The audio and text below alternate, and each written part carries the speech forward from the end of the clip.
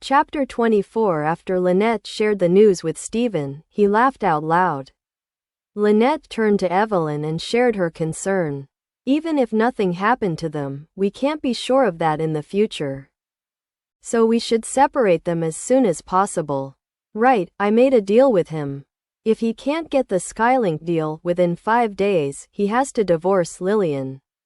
And as you know, the project is under the Shadow Tiger Group, and he angered Mr. Miller. If he stays away, fine. But if he tries to show up there, Mr. Miller will definitely make him pay, Evelyn explained. Stephen interjected with a smile, you don't have to wait 5 days. I received word that the Shadow Tiger Group is doing a bidding dance in the next 2 days. I'll take the deal for you. Just consider it a dowry for Lillian. Evelyn asked doubtfully, Lillian has tried so many times to get the deal. Are you satisfied? Of course, Stephen replied complacently. Mr. Miller's son Kieran is a good friend of mine. I will personally speak to him on bidding day and ensure our success.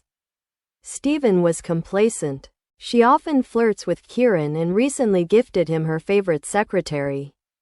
Kieran was convinced he would return the favor. After leaving the hospital, Lillian didn't go home. Instead, she called Sebastian. Where are you? He asked. At work. What's up? Sebastian replied. Come home after work. I need to talk to you, Lillian said before hanging up. Sebastian planned to go home immediately. But when he remembered he had mentioned that he was at work, he waited until it was almost time to leave before driving home. Despite the row of luxury cars at his job, he always chooses to be humble because he only needs it to get to where he's going. So he just drives a sedan that costs more than $100,000. He went to the supermarket for a while to buy groceries before going home. When he arrived at the house, Sebastian noticed that the door was open. Inside, he saw Lillian sitting in the living room with a serious expression. Honey, what's wrong? He asked. Lillian looked at him seriously. What is your opinion on my pregnancy? He asked. Sebastian immediately noticed that he had learned the truth. You're not really pregnant. You can't fool me. Especially since I'm a master healer, he answered seriously. If you knew I wasn't pregnant, why didn't you tell me? Lillian asked annoyed. I don't want to embarrass you when I expose your lie, he replied. Who's lying here? I really believed I was pregnant, Lillian answered.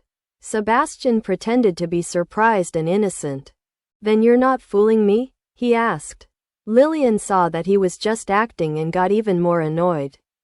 I had a checkup today, and the doctor confirmed my virginity. Do you want to explain that? He asked. Sebastian was shocked when he found out about it. Even though I love beauty, it's not my habit to take advantage of weakness.